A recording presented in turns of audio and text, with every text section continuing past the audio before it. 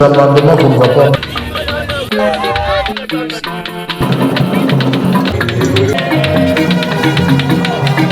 Chers compatriotes, mesdames et messieurs, le conflit armé en République démocratique du Congo est caractérisé par sa forte dimension internationale avec l'intervention directe du Rwanda, de l'Ouganda et du Burundi et l'implication des pays de la SADC et de l'EAC. En outre, de puissances étrangères et des acteurs clés de la mondialisation économique issus du secteur privé ont des intérêts stratégiques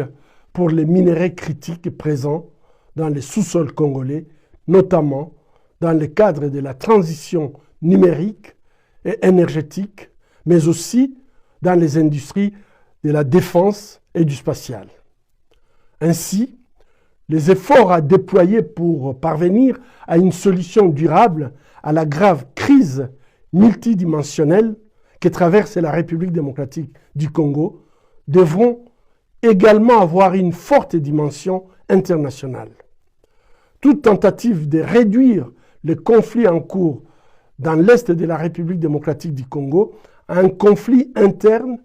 en optant pour des négociations directes du gouvernement congolais avec le M23 constituerait une erreur de diagnostic majeure. Une telle approche, menée en l'absence d'une conférence internationale pour la paix en République démocratique du Congo, visant à galvaniser une volonté politique forte au niveau national, régional et international, pourrait s'apparenter soit à une méconnaissance des réalités des dynamiques existantes sur le terrain, soit à une trahison de la patrie. C'est pourquoi nous appelons à la tenue d'une conférence internationale pour la paix en République démocratique du Congo, qui aurait pour objectif de revitaliser l'accord cadre d'Addis Abeba et de créer une plateforme de haut niveau visant à faciliter un dialogue constructif et à la hauteur des défis actuels. Cette conférence permettrait d'aboutir à une feuille de route concertée définissant des actions concrètes au niveau national, régional et international. Elle offrirait également l'occasion de mobiliser le moyen nécessaire pour sortir de la crise actuelle et jeter les bases d'un projet de paix durable en République démocratique du Congo dans le cadre du pacte social pour la paix promis sous l'égide de la CENCO et de l'ECC. De plus,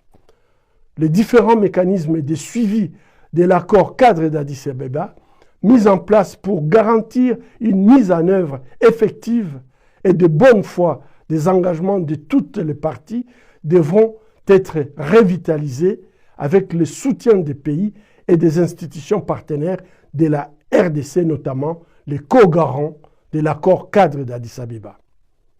Dans l'intervalle, les pressions internationales devront s'accentuer pour veiller à faire respecter les prescrits de la résolution 2773 du Conseil de sécurité des Nations Unies qui exhorte les parties à un cessez-le-feu immédiat et inconditionnel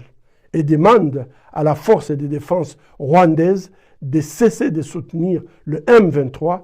et de se retirer immédiatement du territoire de la République démocratique du Congo, et ceci sans condition préalable. Cette résolution est une avancée significative pour la paix en République démocratique du Congo et devrait jouir d'une préséance dans toute tractation diplomatique. Dialoguer sous la menace des armes reviendrait à institutionnaliser la loi du plus fort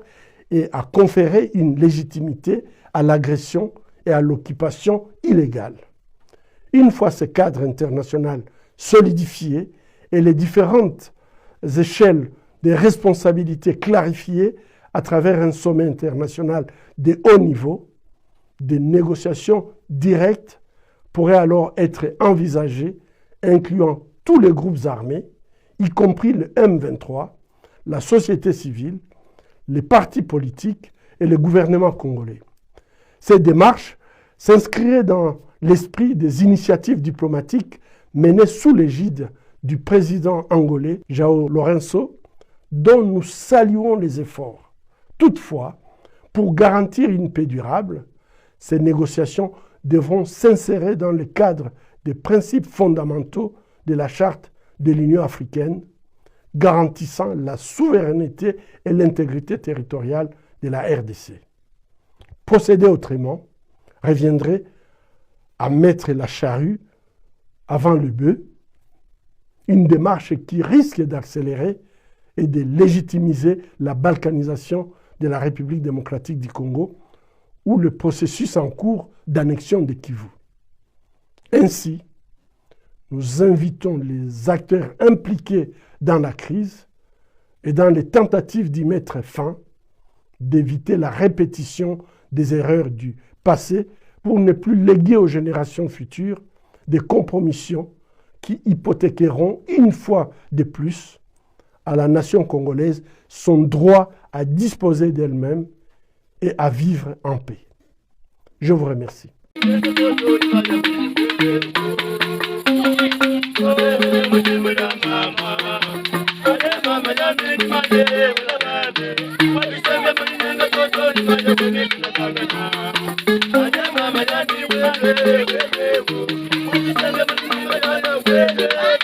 Thank you.